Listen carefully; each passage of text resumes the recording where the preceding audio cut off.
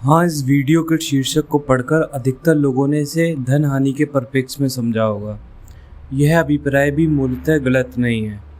मुगलों द्वारा उत्तर भारत के मंदिरों और अंग्रेजों द्वारा 200 सालों तक देश को लूटना अपने आप में विश्व की सबसे बड़ी लूट कही जा सकती है, पर एक देश के रूप में धन हानि एक अल्पकालीन क्षति है।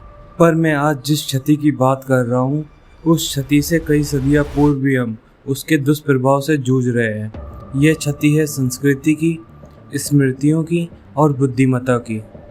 आज जिस बिहार की साक्षरता दर देश में सबसे कम है, और जहाँ तक साक्षरता की स्तर की बात है तो वो किसी से छुपी हुई नहीं है।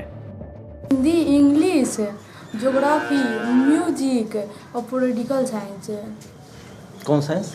Political science. पॉलिटिकल साइंस वो क्या होता है? खाना बनाने के बारे में। पॉलिटिकल साइंस में खाना बनाने में बताया जाता है। पर ये सोचते हुए भी आश्चर्य होता है कि कभी यहाँ दुनिया का सबसे प्रतिष्ठित शिक्षा संस्थान था जिसने भारत को विश्व गुरु की उपाधि से सुशोभित किया। हाँ, मैं आज बात कर रहा हूँ नालंदा विश्वविद्यालय के गौरवशाली इतिहास की, एक क्रूर आक्रांता द्वारा उसे रक्त रंजित करने की और हमारी गुलाम मानसिकता की। नालंदा विश्वविद्यालय तक्षशिला के बाद भारत का सबसे पुराना शिक्षा संस्थान था। इसकी स्थापना 5वीं शताब्दी के गुप्त वंश के शासक सम्राट कुमार गुप्त ने की थी, जिसमें करीबन 2000 शिक्षक कई विषयों में 10,000 के लगभग विद्यार्थियों को शिक्षा प्रदान करते थे। इसमें शिक्षा ग्रहण करने विश्व भर से विद्यार्थी आते थे तथा इस विद्यालय की भव्यता का वर्णन चीनी यात्री ज़ुएंगज़ांग की विवरणों में विस्तार रूप में मिलता है। उनके विवरणों के अनुसार विद्यालय का मुख्य आकर्षण केंद्र वहाँ का पुस्तकालय था, जिसे धर्मगंज कहते थे, जो 3 भागों में बटा था: रत्नासागर, रत्नरंजक और रत्नोदधि, तथा इसमें तकरीबन 90 लाख पांडुलिपियाँ और हजारों किताबों का संचय था। इतना बड़ा ज्ञान का भंडार एक ही पल में खंडर हो गया, और ये घटना इतिहास की वो काली बनी जहाँ ज्ञान तलवार से हार गया। मिन्हाज-ए-सिराज द्वारा रचित पुस्तक तबक़ात-ए-नाज़री में मोहम्मद बिन बख्तियार खिलजी की क्रूरता का जिक्र है, जिसने नालंदा विश्वविद्यालय और उसमें पढ़ने पढ़ाने वाले छात्रों एवं शिक्षकों को आग के हवाले कर दिया। और कहा जाता है पुस्तकालय में इतनी किताबें थीं कि वह 3 महीने तक जलती रही।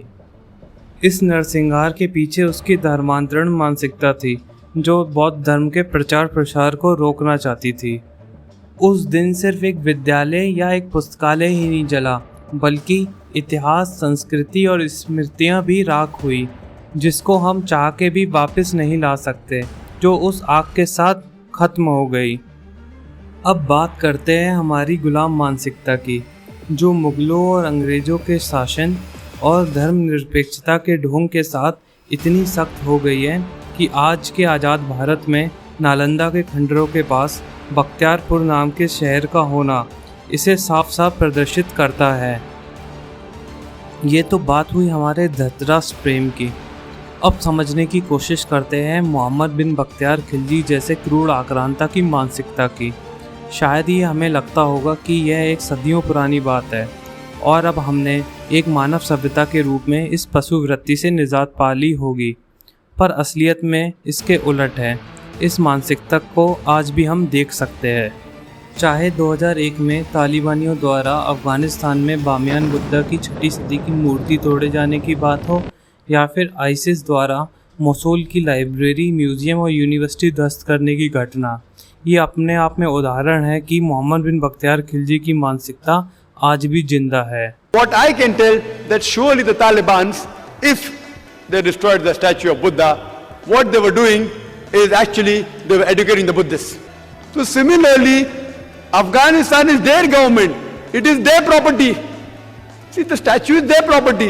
If they come and do something in any other country, then you can object. They are doing in their country, it is their property. If they like it, they'll keep it. If they want to destroy, then destroy it. Who are we to object? हमें ज़रूरत है अपने आँखों से पट्टी उतारने की और एकजुट होने की, कि अगली बार जब कोई मोहम्मद बिन बख्तियार खिलजी आए, तब हम तैयार रहें अपने पूर्वजों की स्मृतियों को लूटने से बचाने के लिए। धन्यवाद।